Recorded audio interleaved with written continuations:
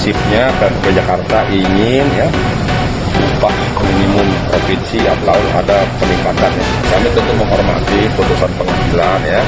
Kami sendiri nanti akan melakukan evaluasi, nanti segera akan diputuskan oleh gubernur dan kita semua apakah kita banding atau tidak ya.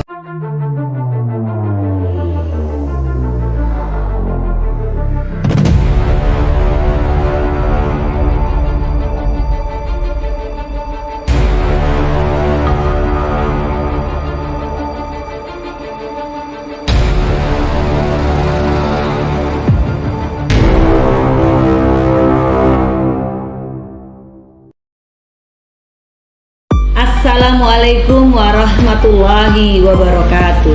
Salam sejahtera buat kita semua.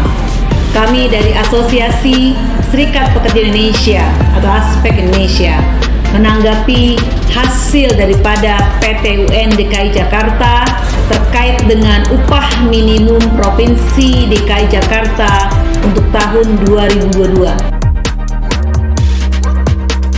Kapok, Anies tak mau temui masa buruh dengan alasan ada tamu. Ditulis oleh X Hardi. Buruh benar-benar menuntut Anies melakukan sesuatu terhadap UMP DKI 2022.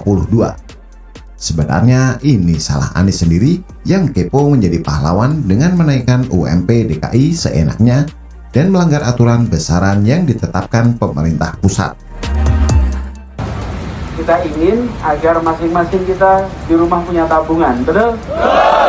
Tabungan itu didapat dengan cara pendapatannya tambah atau biaya hidupnya berkurang. Nah, dengan situasi ketentuan yang sekarang ada batas dalam urusan pendapatan, betul? Nah, karena itu kita di Jakarta akan ikhtiarkan untuk bisa membantu di aspek pembiayaan supaya biaya hidup di Jakarta bisa lebih kecil sehingga teman-teman semua bisa menabung dan harapannya kesejahteraan nanti bisa meningkat. Amin. Kemudian Anies digugat dan PT UN memenangkan penggugat sehingga Anies mau tak mau harus menurunkan kembali besaran UMP menjadi 4,5 juta rupiah dari sebelumnya 4,6 juta rupiah. Gubernur DKI Jakarta Anies Baswedan kembali dijewer Pengadilan Tata Usaha Negara atau PT UN Jakarta soal kenaikan UMP Jakarta. Setelah dihukum mengeruk kali mampang, kini gubernur seiman itu kembali dihukum balik soal kebijakannya yang serampangan. Buruh yang senang di awal ternyata harus gigit jari. Anies pun jadi sasaran tembak. Mereka menuntut Anies agar ajukan banding terhadap putusan PT UN.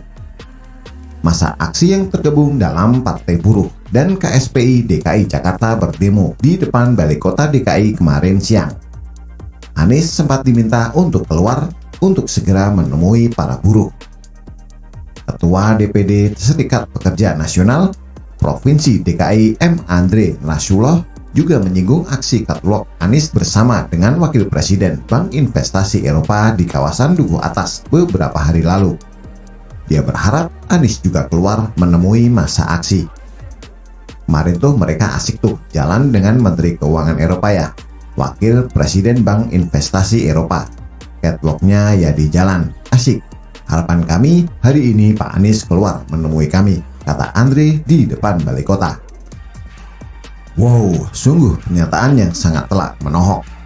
Anies memang sempat memamerkan jalan catwalk di Dukuh Atas. Prestasi yang patut dibanggakan dan dipuji oleh pendukungnya. Banjir dibiarkan dan tak terlalu penting untuk dipantau. Buruh mulai mengukir dukungan di mana mereka mendukung Anies sejak Pilkada 2017 lalu. Bahkan dalam penentuan UMP, mereka kerap berkomunikasi dan berdiskusi untuk menentukan besarannya. Ayolah Pak Anies, kami ini adalah perwakilan buruh DKI Jakarta yang sama-sama berjuang bersama Bapak. Selalu mengawal kebijakan Bapak, katanya. Apa yang terjadi? Anies tak mau keluar temui mereka. Katanya sih Anies sebenarnya mau menemui masa aksi. Tapi saat demo berlangsung, Anies sedang ada agenda lain dengan tamunya. Tamu entah siapa dan dari mana. Akhirnya hanya 7 orang perwakilan buruh yang bertemu pihak Pemprov DKI untuk menampung aspirasi mereka. Pihak Pemprov menerima aspirasi yang disampaikan para buruh. Sedangkan tuntutan buruh ini akan dikaji dan dipertimbangkan lebih dulu sebelum memutuskan akan dilakukan banding atau tidak. Anies pun sampai kapok dengan kelakuan buruh.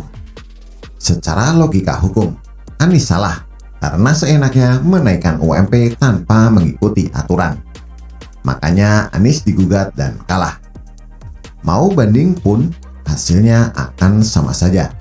Anies pasti paham dia dalam posisi terjepit dan kalah. Makanya Anies tak berani temui buruh, karena pasti akan dipaksa berjanji untuk ajukan banding. Dulu Anies berani temui mereka karena merasa bisa menemukan solusi, yaitu menaikkan UMP berdasarkan keputusan sendiri. Anies mungkin merasa dengan menaikkan UMP lebih tinggi, takkan ada masalah berarti sekaligus dielu-elukan buruh. Anies sering menabrak aturan dan sering kali lolos. Kali ini ternyata dia digugat pengusaha dan kalah pula. Mau ajukan banding pun sangat berisiko kalah. Bukan hanya kalah, tapi ditakutkan UMP malah disuruh turunkan lagi. Banding itu sangat berisiko.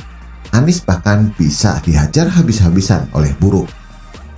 Soal aspirasi buruh yang sudah diterima, biasanya ini takkan berefek apa-apa. Takkan ada kelanjutan. Palingan nanti dibilang sedang didiskusikan, dirapatkan, dibicarakan, dimusyawarahkan, dirembuk, dirapatkan sampai buruh pusing dan capek sendiri.